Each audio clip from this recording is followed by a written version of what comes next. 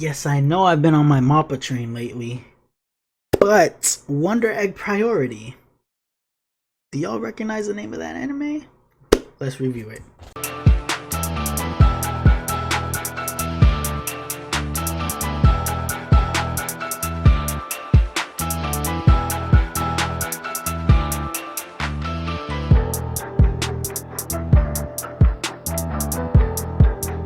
Alright, so with Wonder Egg Priority, I feel like it was one of those hidden gems that I found. I don't remember who recommended it to me or why I decided to watch it, but I thought I saw a lot of people talking about how good the animation was. I think it was actually nominated in the Anime Awards for one of the best fights. And I think that's what intrigued me. I was like, Wonder Egg Priority, what's that? I actually went and watched some of the clip of the fight that was nominated for one of the best fights. I think it was like 2020, maybe 2019. But I feel like the animation was really intriguing to me. I was like, whoa, the movement's crazy. They really know how to do action. They really know how to animate special effects. And I didn't know until after I watched it that it was a really small studio that did this. So, bro, I don't think it was a studio. I think it was like a couple of people. Bro, y'all are nuts. Y'all deserve all the praise because the animation in this show carried. It completely carried. In my opinion, it carried. The story wasn't bad, but the animation definitely took things to a whole new level, and it was the only reason I was really engaged. Not gonna lie at all. It really grabbed me. The story felt really large for the amount of episodes we had. I felt like they had bunched everything together within 12 episodes, and it really felt like maybe it could have been 24. Just because I was confused the majority of the time. Not to say that like I'm slow. Y'all are calling me slow. I swear I'm not slow. No, I really was trying my best to keep up with the story, and I think it's because it really doesn't start to make sense until like episode 9, maybe 9 or 10, where they start to actually give us information about backstory, about these characters, about the premise. You know, we don't really get any of that in the previous 8 episodes because they're just throwing stuff at us. They're throwing characters, situations, and we're just wondering like, what's the context? Why are these here? I didn't even know where they were going half the time until they explained these things. Like, I didn't know what the egg's purpose was for a lot of it. I was like, okay, so they get these eggs, where do they go? Like, I felt like, oh, are they going to a dream world when they go to sleep? Is that when they go into the dream world? It was just really confusing to me. But, you know, I feel like it didn't really pick up until we started getting those tidbits of information that we needed to put the context together, to actually follow the story appropriately. I feel like that's also why I felt like it would have benefited from more episodes. You know, you stretch out, you could have that little confusing, 8 episodes, but then the next 8, you kind of tie all those 8 episodes in, and then you get to the finale. That's my opinion though. I feel like it didn't really pick up until the very end of the series. It only has like 12 episodes plus the OVA, which actually wrapped it up. See, this anime was just really confusing to me. But again, the fighting animation was amazing. That the people who worked on this, they worked hard, and it shows. It was amazing.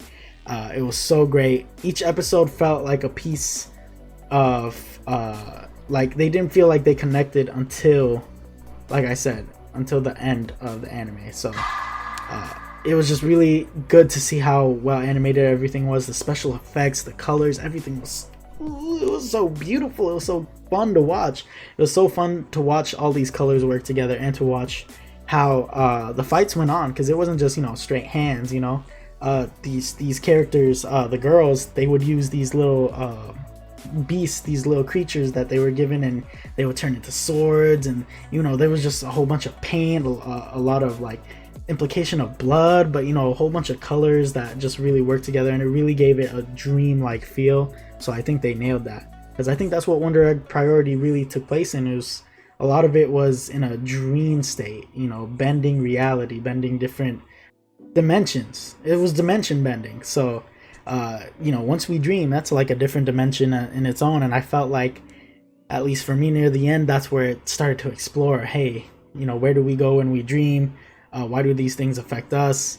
And it also got kind of weird with the whole AI and the two brothers, or not two brothers, they were co-workers, and one got jealous of the other one dating this girl, and then that AI destroyed the daughter of, it was so strange near the end. And I also, I felt like that could have been stretched, would have been less confusing, less chaotic, though I do appreciate all the shock value from some of those moments, because I had some really good reactions because of that. But the concept of the anime was really unique. It's what drew me in once I got past the animation, because let me be honest, the animation drew me in. And then the plot kind of kept it going for me for a good moment, and even though I started to feel myself fall off from it, I picked back up once the end of the show started, rolling. I was like, oh, now we're getting the good parts of it. And it kind of left me hanging because I felt like we didn't really get a solid answer to all our questions. So it was like I was falling off, and I tried to push through to finish it, and then once we started getting the details, that was more motivation for me to finish it.